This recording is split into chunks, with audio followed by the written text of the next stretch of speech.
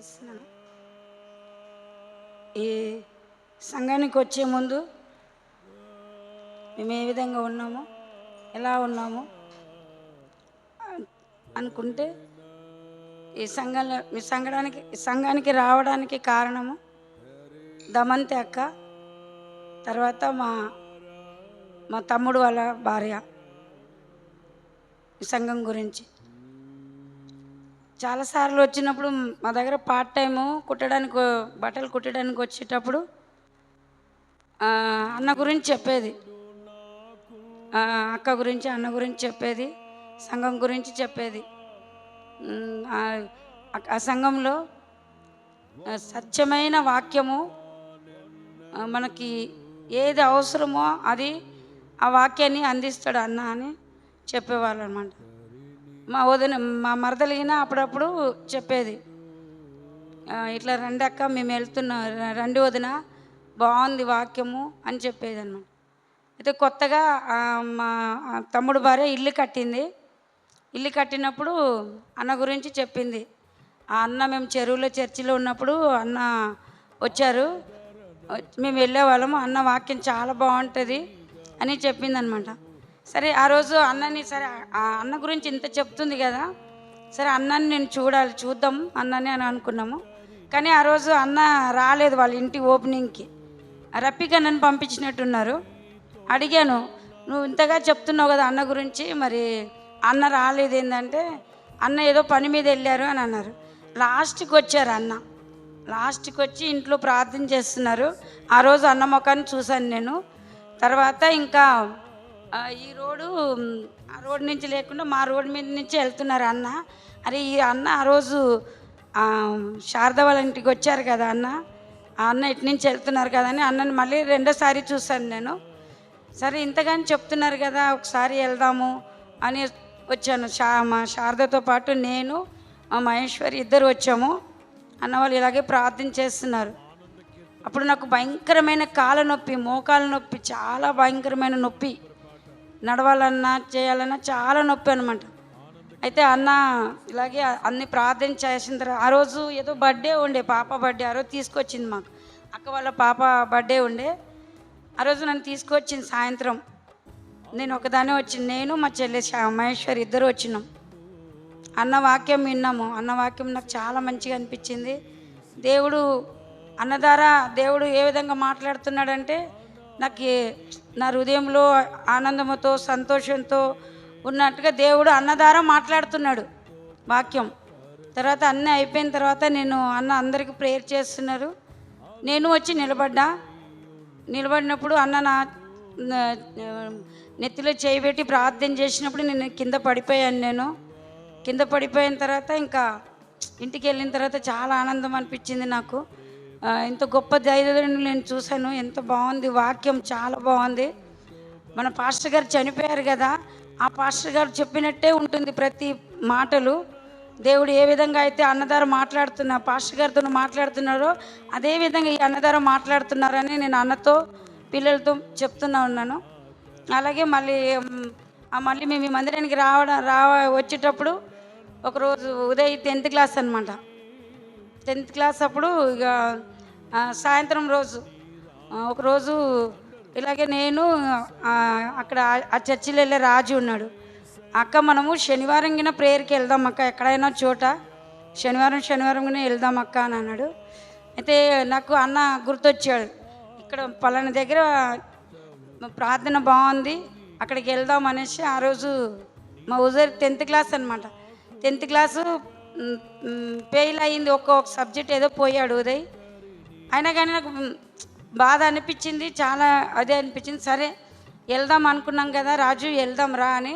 సరే ఎక్కడికైనా వెళ్దాం రా రాజు అంటే, లేదు రాజు ఇక్కడ బాగుంది అనే వాక్యము నేను ఒకసారి విన్నాను, మా మరదలతో పాటు వెళ్ళి ఒకసారి వెళ్దాం రా అని వచ్చాను అనమాట. వచ్చినప్పుడు ఆ రోజు అన్న లేదు, అక్కనే కూడిక జరుగుతుంది. డ్రమ్ము కొట్టేటాలు ఎవరు లేరు. ఆ రాజు అన్నాడు, ఉదయ్ నువ్వు బాగా కొడతావు కదా ఉదయ్, నువ్వైతే కొట్టు అని చెప్పాడు. మా ఉదయ్ కొట్టాడు అనమాట. అప్పుడు 7 గంటలకు ఆరాధన ఉండేది, ఆదివారము 7ంటికి ఉండేది. అయితే అక్క అన్నది ఆరాధన ఇక్కడ 7ంటికి ఉంటుంది అని చెప్పినప్పుడు ఇక అన్నకి వెళ్ళి చెప్పా, మనకి ఆ చర్చికి వెళ్తే మనం డ్యూటీ కింద పెట్టుకుంటున్నాం కదా, ఆదివారము పొద్దున్న 7ంటికి వెళ్ళేసి 9-10 వచ్చేస్తాము, మన పనిగిన జరుగుతుంది కదా అని అన్నకి చెప్పాను. కానీ దేవుడు నా మాట విని అన్న మనసుని ఈ మందిరానికి మా భర్తని ఈ మందిరానికి తీసుకురావడానికి ఆయనని తీసుకొని వచ్చాము. మేము ముగ్గురం, ప్రశాంత్, ఉదయ్, మేమందరం వచ్చాము. కొత్తలో వచ్చినప్పటి నుంచి అన్న వాక్యం మా ఆయనకి చాలా బాగా నచ్చింది. దేవుడు అన్న ద్వారా అనేక మాటలు మాట్లాడినప్పుడు ఆయనకి నచ్చింది. ఈ మందిరానికి రావడానికి మేము ఇంకా మా కుటుంబంతోనే మేము వస్తూ ఉన్నాము. వస్తున్నప్పుడు చాలా ఆనందము, సంతోషము. మా జీవితంలో ఎన్నో కార్యాలు, ఎన్నో రోజుల నుంచి మేము ఇల్లు కట్టాలని ఆశించినా కానీ అది జరగలేదు. అన్న ద్వారా ఈ మందిరానికి వచ్చిన తర్వాత ప్రార్థన ద్వారా ఇల్లు కట్టడం కూడా అన్న వాళ్ళ దగ్గరికి చెప్పాము. అన్న ఇలా ఇల్లు కట్టాలి మేము అని ఆశించినప్పుడు అన్న వాళ్ళు అందరూ ప్రార్థన చేశారు, సంఘం ప్రార్థన చేసింది. అందరూ ప్రార్థన చేస్తుంటే మంచి ఇల్లు కట్టడానికి సహకరించాడు దేవుడు మాకు. మా చేతిలో అయితే ఏమి లేదు, కానీ దేవుడి చిత్తం ఎలా జరుగుతుందో అలా అని మేము అనుకున్నాము. ప్రతి విషయము ఇక్కడ అన్న వాక్యం వినడము, ప్రార్థన చేసుకోవడము, అన్న ద్వారా అక్క ద్వారా మాట్లాడేది. అక్క శుక్రవారం ప్రార్థనలో అక్క ద్వారా దేవుడు మాట్లాడినప్పుడు ఆ మాటలు నా హృదయాన్ని ఎంతోగానో తాకేది. ప్రతి విషయము నాలో ధైర్యము, నాలో ప్రార్థన చేయడానికి దేవుడు వాళ్ళ ద్వారా నాతో మాట్లాడేవాళ్ళు. ఇక్కడికి వచ్చినప్పుడు ఈ సంఘంలో నడవడకలు, మోకాలేసి ప్రార్థన చేసేది. కానీ ఏ సంఘంలో నేను చూడలేదు. నేను ఎక్కడ వెళ్ళినా ఏదో ఉన్నట్టు అలా అనిపించేది. కానీ ఈ సంఘంకి వచ్చినప్పుడు ఇక్కడ ఉన్న అందరు బిడ్డలు దేవుళ్ళు ఎంత చక్కగా ప్రార్థన చేయడము, మోకాలు వేయడము, ముసుకేయడము. ఏ సంఘానికి వెళ్ళినా కానీ ఇంత ముసుగులు వేయడం కానీ ఏది కానీ ఎక్కడ చూడలేదు. నేను చాలా సంఘానికి వెళ్ళాను. ఎలా వాళ్ళ ఇష్టం ఉన్నట్టుగా అలా వస్తారు. చాలా ఇక్కడ వచ్చిన తర్వాత ఎంతో నాకు ఆనందము, సంతోషము. మళ్ళీ నేను చాలా రోజుల వరకు మోకాలు అనేది ఎప్పుడు వేయను. కానీ ఈ మందిరానికి వచ్చిన తర్వాత దేవుడు నా మోకాలు నొప్పిని ముట్టి స్వస్థపరిచి నేను మోకాలు వేసి ప్రార్థన చేశానంటే ఈ సన్నిధిలోనే నేర్చుకున్నాను. మోకాలు వేయడం, ప్రార్థన చేయడం అని. దేవుడు ఈ సంఘం నుంచే మా కుటుంబ జీవితం ఎన్నోసార్లు ఎన్నో ఆశ, ఏది కోరినా దేవుడు నాకు నెరవేర్చేవాడు. ఈ రోజుగిన నేను మందిరానికి రావాలా వద్దా అంటే మా అత్తమ్మగిన ఇప్పుడే వెళ్ళొద్దు అని అన్నది. కానీ అక్కని అడిగినప్పుడు ఏం కాదు, రావచ్చు అక్క అన్నది. దేవుడు చిత్తం ఈ మందిరానికి, మరి వాళ్ళ ఇంటికి రా, వీళ్ళింటికి రా అంటే మేము ఎక్కడ రాము, ముందు మందిరానికి వెళ్ళిన తర్వాత వస్తామని చెప్పాను. అలాగే మా జీవితంలో ఎన్నో దేవుడు గొప్ప గొప్ప కార్యాలు చేశాడు. దేవుడు చాలా నాకైతే ధైర్యాన్ని ఇచ్చాడు నాకు దేవుడు. పోయిన సంవత్సరం అయితే ఈ సమయం అంతా ఏడుపు నా జీవితంలో కానీ దేవుడు నాకు ఇప్పుడు ఈ 2-3 రోజుల నుంచి దేవుడు నా గుండెను రాయి చేశాడు. దేవుడు అసలు ఏడుపు అనేది వస్తలేదు. లోపల మనసు బాధ చాలా వేస్తుంది, కానీ ఏడుపు, దుఃఖం అనేది రావట్లేదు. మరి దేవుడు నా కుటుంబాన్ని దేవుడు ఆదరించాలి. దేవుడు ఎంతగానో తండ్రి ఈ కుటుంబానికి మేము రుణపడి ఉండాలని కోరుతున్నాము. ఎక్కడ తొట్టిల్లో పోకూడదు. నా బిడ్డలు కానీ ఏది కానీ బిడ్డల విషయంలో ఎన్నో గొప్ప కార్యాలు నా బిడ్డలు నేర్చుకున్నారు. మా ఆయన ఇలా బాగాలేకపోయినా వేరే ఎంతోమంది అన్నారు. వేరే మందిరానికి ఇక్కడ గాజుల రామవరంలో ఒక ఆయన స్వస్థత ప్రార్థన చేస్తాడు. అది నాకు నేను హాస్పిటల్లో ఇలా వాష్రూమ్కి వెళ్ళేటప్పుడు ఒక ఆమె కార్డు పంచుతుంది అనమాట. ఈ పాస్టర్ దగ్గరికి రండి, నాకు ఇలా క్యాన్సర్ ఉండే, ఆ క్యాన్సర్ని నన్ను ముట్టి స్వస్థపరిచాడు ఆయన ప్రార్థన ద్వారా అని అన్నాడు. కార్డు ఇచ్చింది, ఒక 5-6 కార్డులు ఇచ్చింది. మీరు రండి గాజుల రామవరంకి ఆదివారం రోజు 3 గంటలకు స్వస్థత ప్రార్థన ఉంది, ఆయన బాగా ప్రార్థన చేస్తారని. ప్రశాంత్కి నేను చెప్పిన, ప్రశాంత్ ఇలా అంటున్నారని. అన్న ఒకరోజు వాక్యం చెప్పాడు కదా, పిల్లల ద్వారా దేవుడు మాట్లాడతాడని. నిజంగానే అది పిల్లల ద్వారా దేవుడు మాట్లాడుతున్నాడు. ప్రశాంత్ ఇలా అంటున్నారు. ప్రశాంత్ మరి ఇలా కార్డు ఇచ్చారంటే ప్రశాంత్ ఒకే మాట అంటున్నాడు, ఉదయ్ ఒకే మాట అంటున్నాడు. మమ్మీ మేము చూస్తున్నాం కదా, ఆ మందిరానికి వెళ్తున్నాను కదా, దేవుడు అన్న దగ్గర ఉండి మేము చూస్తున్నాం కదా, ఆ పరిశుద్ధాత్మ అన్న దగ్గర ఏ విధంగా ఉంటుంది, అక్కలో చూస్తున్నాం, మేము అన్నలో చూస్తున్నాము. పరిశుద్ధాత్మ ఎలా ఉంది, మేము అనేక చోట్ల వెళ్తాం కదా, అన్న ద్వారా ఎంతోమంది స్వస్థపరుస్తున్నారు అని చెప్పినప్పుడు నాకు కొంచెం చాలా బాధ కలిగింది. అదే మాట అన్నదాని ద్వారా నోటి ద్వారా విన్నాను. పిల్లల ద్వారా దేవుడు మాట్లాడతాడా అని అన్నప్పుడు అది నిజంగానే పిల్లల ద్వారా దేవుడు మాట్లాడుతున్నాడు ప్రతి విషయంలో. ఇంకా అనేక మంది అనేక వాళ్ళు అన్నారు, అక్కడ చూపిండి ఇక్కడ చూపించండి అని. మా ఆయనగానే అన్నాడు, ఎక్కడికి వెళ్ళినా దేవుడు ఒకడే, ఎక్కడికి వెళ్ళినా మన నమ్మకమే, మన నమ్మకం పోగొట్టొద్దని నాకు ఎంతో ధైర్యం, పిల్లల ద్వారా ధైర్యం పరిచి దేవుడు మాట్లాడుతూ వస్తున్నాడు. నా జీవితంలో దేవుడు ఎన్నో గొప్ప కార్యాలు చేశారు, కానీ కొన్ని ఆశతో ఉన్న దేవుడు గొప్ప కార్యాలు చేస్తాడు.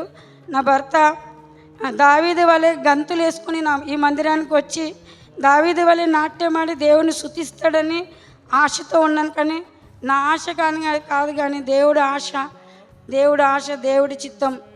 దేవుడికి ఏదైనా ఉన్నదంటే దేవుడే. అందుకని దేవుడు నా హృదయాన్ని భద్రపరిచాడు. కానీ నేను అనుకున్నాను, దేవుడు నాకు అన్యాయం చేయడు. ఎందుకంటే మా అక్క జీవితంలో నేను చూశాను కదా, ఆమెకు అలా జరిగింది కదా, నాకు దేవుడు చేయడని ఒక నమ్మకం ఉండే. కానీ గురువారం పోయిన వారం గురువారంలో ఆయన మాట్లాడిన మాటలు, ఆయన పడ్డ వేదన చాలా బాధ కలిగింది.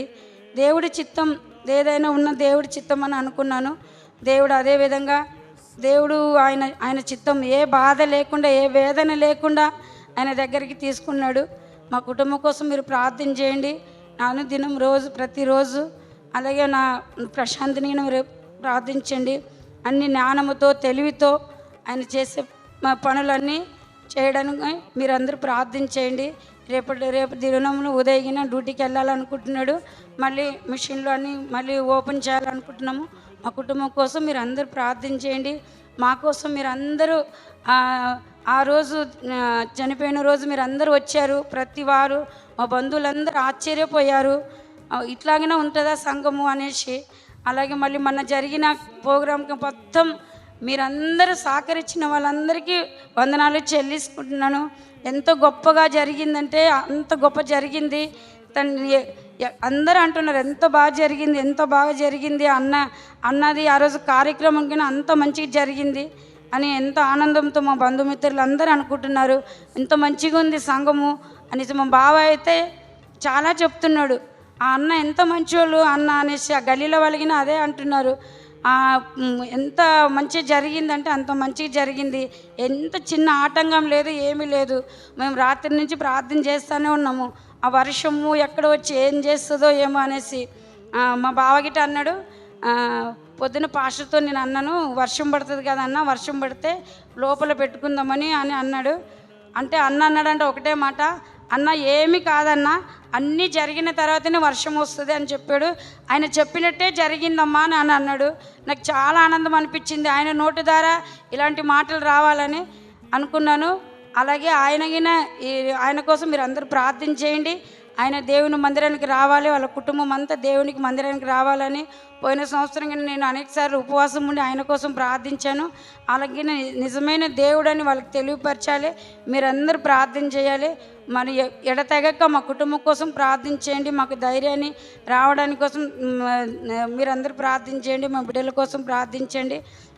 ఉదయ ప్రశాంత్ అయితే చాలా కుంగిపోతున్నాడు. ప్రశాంత్ కోసం మీరందరూ ప్రార్థించేయాలని ఈ చిన్న సాక్ష్యం దేవుడు దీవించిన.